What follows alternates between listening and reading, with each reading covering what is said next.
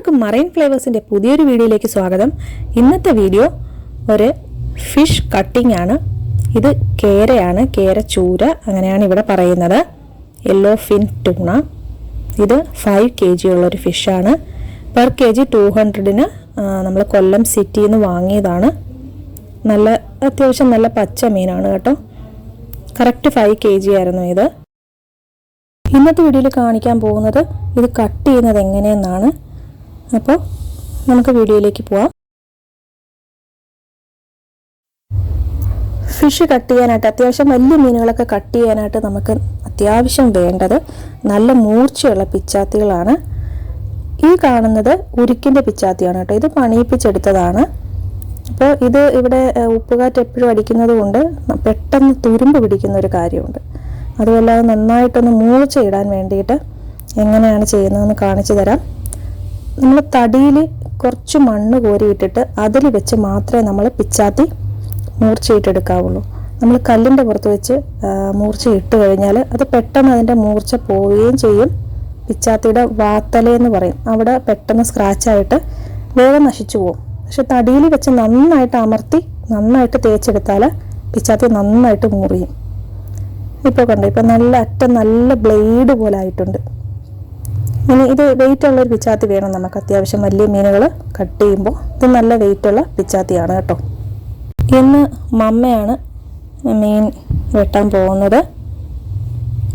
മമ്മയ്ക്ക് മീൻ വെട്ടാൻ അറിയാം, എനിക്കും മീൻ വെട്ടാൻ അറിയാം. മമ്മയ്ക്ക് വീഡിയോ പിടിക്കാൻ അറിയില്ല. അതുകൊണ്ടാണ് ഇന്ന് മമ്മയാണ് കേട്ടോ കട്ട് ചെയ്യുന്നത്.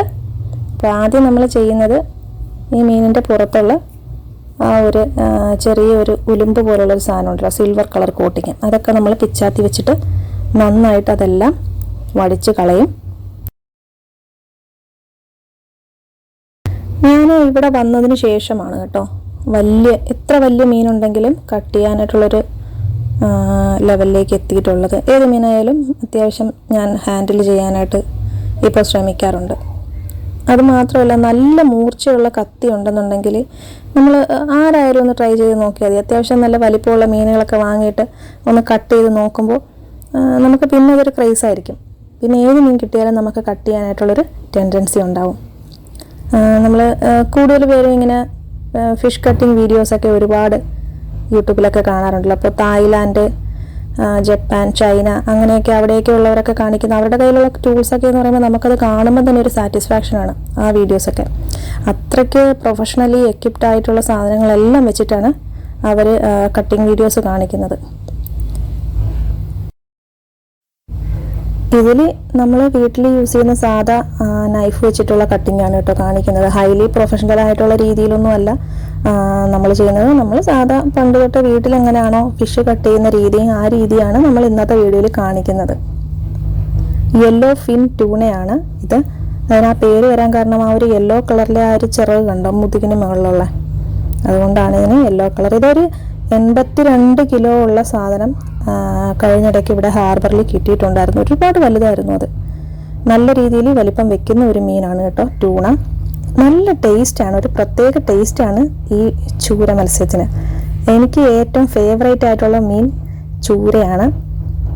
ചൂര ഇവിടെ ഞങ്ങൾ ഏറ്റവും ഫ്രഷായിട്ട് കിട്ടുവാണ് എന്നുണ്ടെങ്കിൽ ഇതിൻ്റെ തലയും മുള്ളും കാര്യങ്ങളും എല്ലാം കൂടെ വെച്ചിട്ട് സൂപ്പ് കറി ഉണ്ടാക്കും. അതിൻ്റെ വീഡിയോ ഞങ്ങൾ അഴുക സൂപ്പ് വെക്കുന്ന ഒരു വീഡിയോ മുമ്പ് അപ്ലോഡ് ചെയ്തിട്ടുണ്ടായിരുന്നു. അതാണ് റെസിപ്പി. അങ്ങനെ ചെയ്യും. അതല്ല എന്നുണ്ടെങ്കിൽ മുളക് സൂപ്പ് വെക്കും. അതിൻ്റെ ആ ഒരു റെസിപ്പി വീഡിയോയും നമ്മൾ നമ്മുടെ ചാനലിൽ അപ്ലോഡ് ചെയ്തിട്ടുണ്ട്. പിന്നെ അല്ലാതെ നമ്മൾ മാംസം കറി വെക്കുന്നത് തേങ്ങ അരച്ചിട്ടാണ്. അതല്ലെങ്കിൽ നമ്മൾ തേങ്ങ അരയ്ക്കാതെ മുളക് മാത്രം ചേർത്തും കറി വെക്കും. അതല്ലെങ്കിൽ നമ്മൾ തേങ്ങയെല്ലാം വറുത്ത് അരച്ചിട്ട് കുടമ്പുളി ഇട്ടിട്ടും വറ്റിച്ചും ചൂര കറി വയ്ക്കാറുണ്ട്. ആ ഒരു റെസിപ്പി ചെയ്യുന്നത് ഒരു 5-6 ദിവസമൊക്കെ പഴക്കമുള്ള മീൻ മാത്രമാണ് അങ്ങനെ ചെയ്യുന്നത്. ഫ്രഷ് മീൻ അങ്ങനെ ഞങ്ങൾ ചെയ്യാറില്ല. അപ്പോൾ അതിൻ്റെ പുറത്തുള്ളതൊക്കെ നമ്മൾ വടിച്ച് വൃത്തിയാക്കിയിട്ടുണ്ട്. ഇനി കുറച്ച് ഉപ്പിട്ടിട്ട് ഈ മീൻ നന്നായിട്ടൊന്ന് തേച്ച് വൃത്തിയാക്കും. അപ്പോൾ കുറച്ചും കൂടെ അതിൻ്റെ പുറത്തുള്ള ആ ഒരു സ്കിന്നും കാര്യങ്ങളും എല്ലാം നന്നായിട്ട് പോയി കിട്ടും. പുറത്തേക്കൊന്നും ഈ ഫിഷിൻ്റെ മുകളിൽ ഈ സിൽവർ കളർ സാധനം കളയാറില്ല. അതിന് എന്തൊക്കെയോ ഹെൽത്ത് ബെനിഫിറ്റ്സ് ഉണ്ടെന്നാണ് പറയുന്നത്. പക്ഷേ നമ്മുടെ നാട്ടിൽ കൂടുതലും നമ്മളിത് തേച്ച് കളയുന്നതാണ് കണ്ടിട്ടുള്ളത്. ഏറ്റവും കൂടുതൽ പ്രോട്ടീൻ റിച്ച് ആയിട്ടുള്ളതും ഒമേഗ 3 ഫാറ്റി ആസിഡ് കൂടുതലായിട്ടും ഉള്ള ഒരു ഫിഷാണ് ചൂര. ഏറ്റവും കൂടുതൽ പ്രോട്ടീനാണ് കേട്ടോ. കൂടുതൽ എടുത്തു പറയാനായിട്ടാണെന്നുണ്ടെങ്കിൽ ഏറ്റവും കൂടുതൽ പ്രോട്ടീൻ അടങ്ങിയിട്ടുള്ളൊരു ഫിഷാണ്. ജിമ്മിലൊക്കെ സ്ഥിരമായിട്ട് പോകുന്നവരും ബോഡി ബിൽഡിങ് ചെയ്യുന്നവരും ഒക്കെ കൂടുതൽ കഴിക്കാനായിട്ട് പ്രിഫർ ചെയ്യുന്ന ഒരു മീനാണ് ചൂര. അപ്പോൾ അതേപോലെ തന്നെ ഇതിന് ഡീമെറിറ്റ്സും ഉണ്ട്.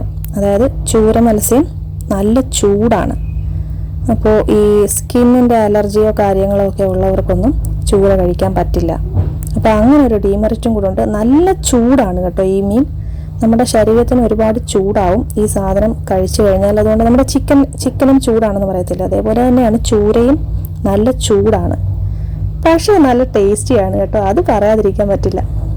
പൊരിച്ചു കഴിഞ്ഞാലാകുമ്പോൾ സൂപ്പർ ടേസ്റ്റാണ്. ചൂര ചതയ്ക്കുന്ന ഒക്കെ ഓരോ റെസിപ്പികളും കാര്യങ്ങളും ഒക്കെ ഉണ്ട്. ഇപ്പോൾ ഉപ്പും അതിൻ്റെ ആ ഒരു അഴുക്കും എല്ലാം നമ്മൾ വെള്ളം ഒഴിച്ച് കഴുകി കളയുവാണ്. നല്ല വൃത്തിയായിട്ട് ഇത് കഴുകി വേണം നമ്മൾ എടുക്കാനായിട്ട്.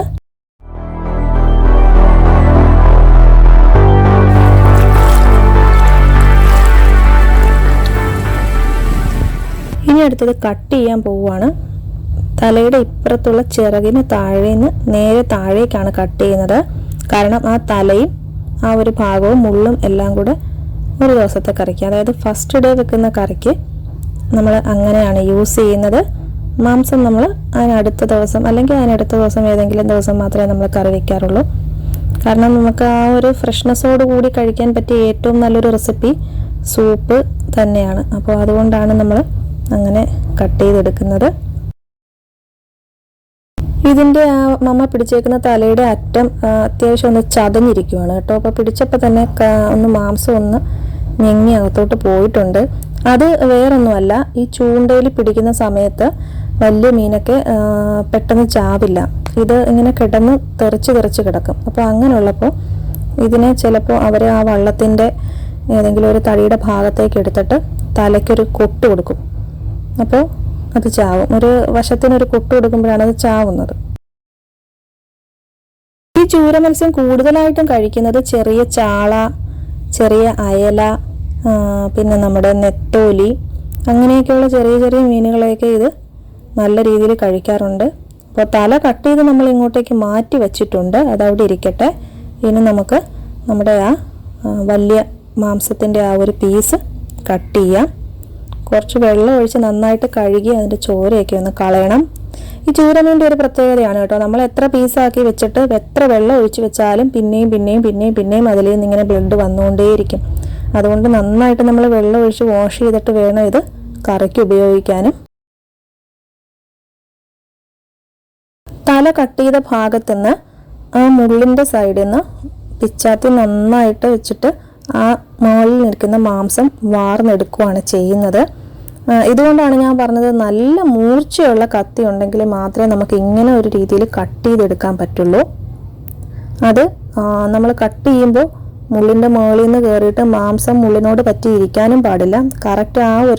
കറക്റ്റ് മുള്ളിൻ്റെ ലെവലിൽ നിന്ന് മുള്ളിൻ്റെ അറ്റത്തുനിന്ന് തന്നെ കട്ട് ചെയ്ത് അറ്റം വരെ കൊണ്ടുവരണം. അതിന് നല്ല മൂർച്ചയുള്ള കത്തി തന്നെ വേണം കേട്ടോ.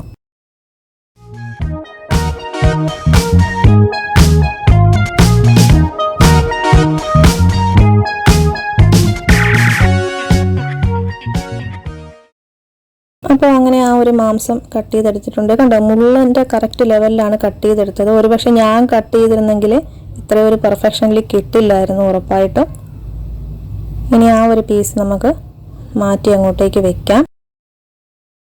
ഇനി ആ ഒരു പീസ് മുള്ളുഭാഗം അടിയിൽ വരുന്ന രീതിയിൽ വെച്ചിട്ട് മുകളിലുള്ള ആ മാംസം നമുക്ക് വാർന്നെടുക്കണം. അത് മുള്ളിനോട് ചേർന്ന് തന്നെ അവിടുന്ന് സ്റ്റാർട്ട് ചെയ്ത് വാലിൻ്റെ അറ്റത്ത് വരെ ഒറ്റ സ്ട്രെച്ചിൽ തന്നെ നമ്മൾ കട്ട് ചെയ്തെടുക്കാൻ ശ്രമിക്കുക.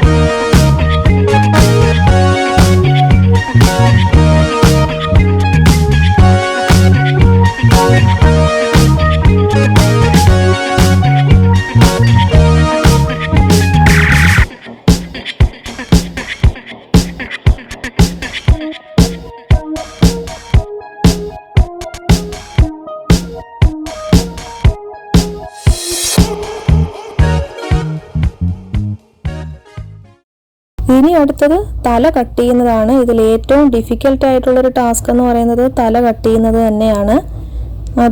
അതിൻ്റെ അടിവശത്തുനിന്ന് നൈഫ് വെച്ചിട്ട് അകത്തുനിന്ന് താഴേക്ക് അതിൻ്റെ ചുണ്ടറ്റത്തേക്ക് നടുക്കുന്ന് മുറിച്ച് ഇത് 2 പോർഷൻ ആക്കണം. എന്നിട്ട് അതിനുള്ളിലുള്ള ചെകിളയും കാര്യങ്ങളുമൊക്കെ കാണുന്ന രീതിയിൽ അപ്പുറത്തുനിന്നും ഇപ്പുറത്തുനിന്നും കട്ട് ചെയ്ത് കളഞ്ഞാൽ അതായിരിക്കും കൂടുതൽ എളുപ്പം. ഇവിടെ ഇങ്ങനെയാണ് കേട്ടോ ചെയ്യാറുള്ളത്. ഇതാണ് ഞങ്ങൾക്ക് കൂടുതൽ ഈസി ആയിട്ട് തോന്നിയിട്ടുള്ളത്.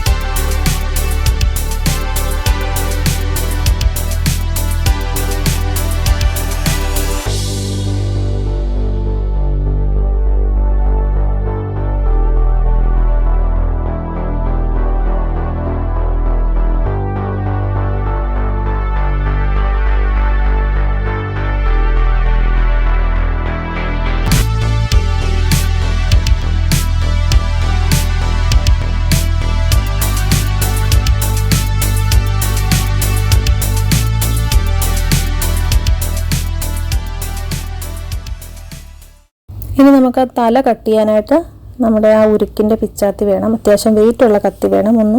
നന്നായിട്ടൊന്ന് കൊത്തി വിട്ടെങ്കിൽ മാത്രമേ അത് മുറിഞ്ഞു വരുള്ളൂ. നല്ല കട്ടിയാണ് കേട്ടോ തലയ്ക്ക്. അത് ജസ്റ്റ് ഒന്ന് വെള്ളം ഒഴിച്ചൊന്ന് കഴുകിയെടുത്തിട്ട് നടുക്ക് വെച്ചിട്ട് താഴേക്കാണ് നമ്മൾ മുറിക്കുന്നത്.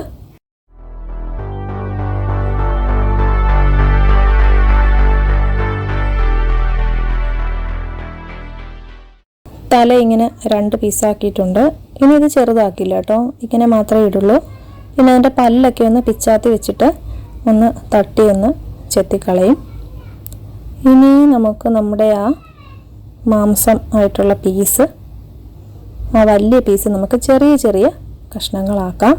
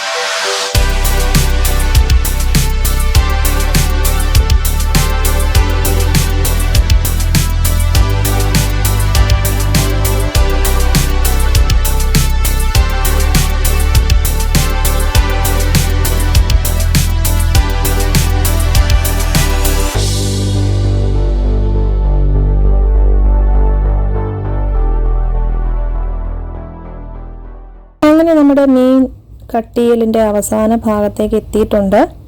വാലിൻ്റെ ഭാഗമാണ് ഇപ്പോൾ കട്ട് ചെയ്യുന്നത്. ഈ ഒരു വീഡിയോ നിങ്ങൾക്ക് ഇഷ്ടമായിട്ടുണ്ടെങ്കിൽ ഉറപ്പായിട്ടും ലൈക്ക് ചെയ്യുക. നിങ്ങളുടെ അഭിപ്രായങ്ങളും നിർദ്ദേശങ്ങളൊക്കെ കമൻ്റായിട്ട് ഇടുക. നല്ല നല്ല വീഡിയോസ് കാണാനായിട്ട്, കടലും കായലും അങ്ങനെ അതുമായിട്ട് ബന്ധപ്പെട്ടിട്ടുള്ള വീഡിയോസൊക്കെ കാണാനായിട്ട് ഞങ്ങളുടെ ചാനൽ സബ്സ്ക്രൈബ് ചെയ്യുക. ഇനി പുതിയൊരു വീഡിയോ ആയിട്ട് കാണുന്നത് വരേക്കും bye bye. Thank you so much.